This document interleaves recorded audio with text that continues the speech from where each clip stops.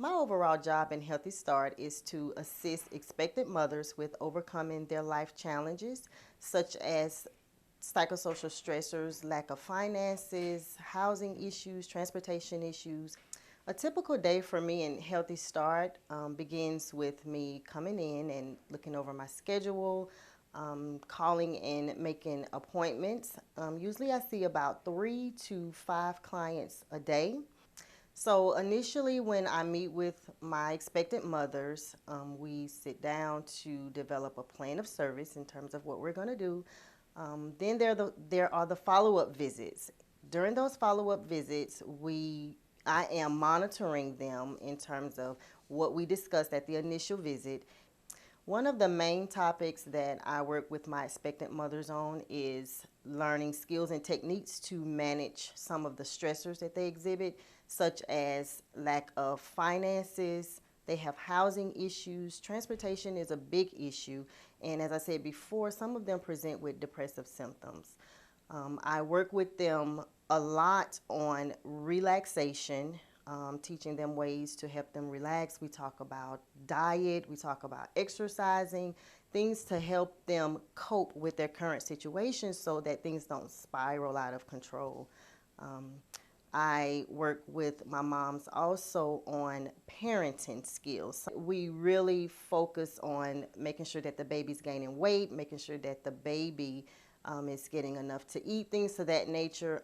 Infant care primarily is one of the things that I work on with them as well. At the end of my day, when I get back to the office, I sit down at my computer and I'm typing everything that I have done with my clients that day.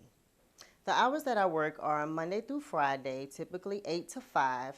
There are rare days where I may have to be in the office earlier than 8 o'clock and stay late past 5. Those are special circumstances depending on the client's needs.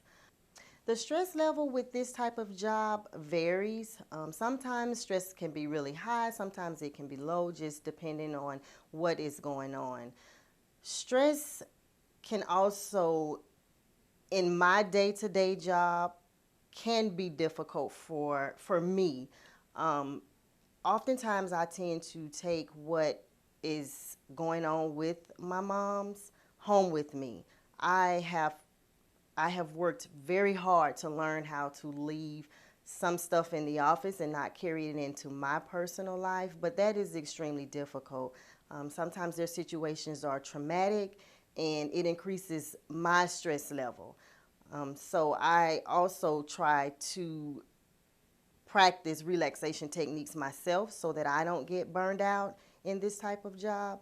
But when I know that I have made a difference in the lives of one person, no matter how many clients I serve in a day, it is a rewarding feeling. And that feeling also decreases my stress.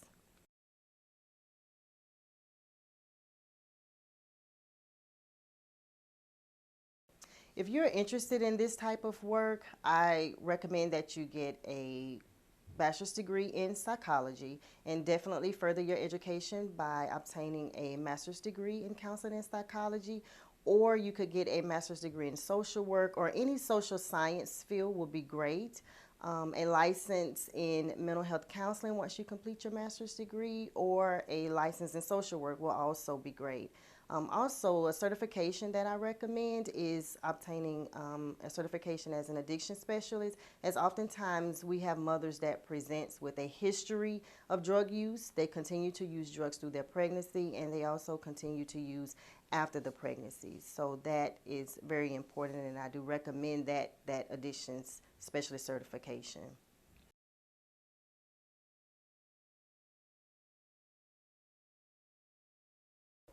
The best part of my job is having the rewarding feeling that I could go in there and make a difference in the lives of somebody that thought that they didn't have a chance at doing anything or at being a good mother or obtaining a job.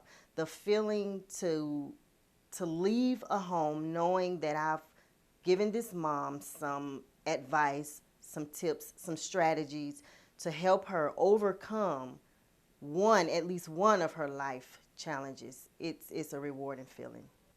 The worst part of my job is going into the homes and realizing that I may not have a great deal of success with them. Walking into some of the homes, going into the unknown is also a difficult part because I don't always know what to expect when I get there. There may be times when I have to call in a report to the Department of Children and Families as I may see a child that is being abused or neglected, and the parent cannot give me a reason as to why this type of thing is happening. And so I, in turn, have to make a phone call to the abuse hotline for the safety of that child. Also, one of the worst parts of my job could be dealing with a mother in a domestic violence situation, not knowing who is in the home if she's discussing her situation, and then having to leave, not knowing what's going to happen when I'm not there.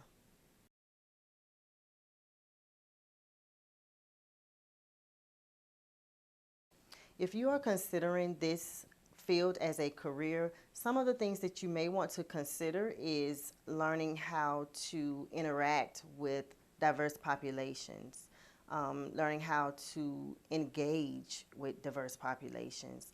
You really need to be empathetic towards the needs of other people and have compassion because you're going to need that in dealing with this career field.